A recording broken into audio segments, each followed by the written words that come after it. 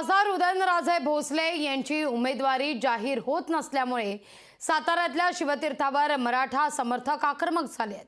2 टप्प्यात भाजपने जाहीर केलेल्या यादीत नाव नसल्यामुळे समर्थकांनी तीव्र संताप व्यक्त केलाय। या सगळ्या संदर्भात संवाद साधलाय आमचे प्रतिनिधी इम्तियाज मुजावरी यांनी।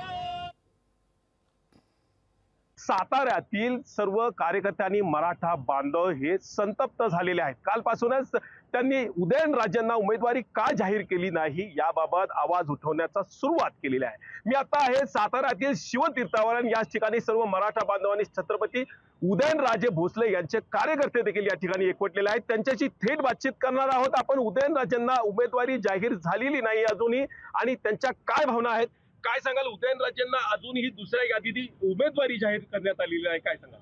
कसं आहे की भाजप असो नाही तर कुठलाही पक्ष असो, तुम्ही त्यांना लाथाडलं ना की आपोआप रस्त्यावर येतात, असं कोल्हापूरचं उदाहरण आहे।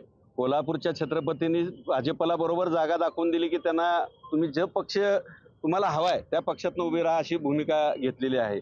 त्याच पद्धतीने हे तर व्हायला पाहिजे होतं, हे झालं नाही। हे सातारकरांचं आणि खरं तर दुर्दैव आहे। जागा तर इथं पण सगळ्या नेत्यांना दाखवली आहे। ज्यांना महाराजांनी आजपर्यंत आमदारकीच्या लायकीचे नव्हते त्यांना आमदारकीची तिकीट मिळवून दिली महाराज साहेबांनी। आज त्यांना त्या पदावर आली आहे आणि आज त्याच लोकांनी त्यांची साधं नाव घेण्याची कुठं त्यांनी अपेक्षा दाखवली नाही की महाराजांना आजपर्यंत सातारामध्ये की यांना महाराज आज खासदार कोण असतील तर महाराज फक्त असतील असे यांची बोलण्याची पात्रता आज या लोकांनी दाखवली नाही। हेच मोठा आम्हाला वाटतं की हे दगाफटका आहे आणि ह्यांना असं वाटतंय का की महाराजांना डावलून हे पुढे मोठे होणार आहेत। महाराजांना जे तिकीट वाटवामध्ये जे वेटिंगला ठेवलेलं आहे, आता जिल्हाभर आमचा संपर्क असतो, राज्यभर संपर्क असतो, त्याप्रमाणे हे 2 दिवसात राज्यामध्ये प्रचंड नाराजी व्यक्त झालेली आहे यासोबत। आणि जे वेटिंगला ठेवल्यामुळे जी नाराजी आहे, तर आमचं सरळ असं आमचं तर म्हणणं असं आहे की हे पक्षापेक्षा कशाला महाराजांना आमचं सांगणं आहे की कशाला बघताय पक्ष?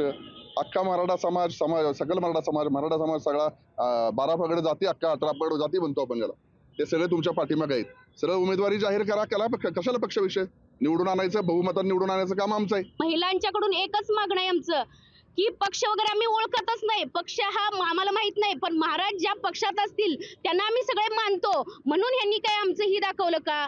पण हे चुकीचं आहे। भाजपवाल्यांना सांगणं आहे आमचं की महाराजांना म्हणजे ते राजे आहेत आणि हे राजांना तिकीट मागावं लागतं आणि तिकीट पहिल्या मी भाजपमध्ये नाही, मी महाराजांचे कार्यकर्ता म्हणून आहे। संपूर्ण सातारा जिल्ह्यात महाराष्ट्राचे लक्ष लागून राहिलेले आहे। कॅमेरामॅन जुबेरसह इम्तियाज मुजावर, लोकशाही मराठी, सातारा। लोकशाही मराठी, ऐका, पहा, जागरूक रहा।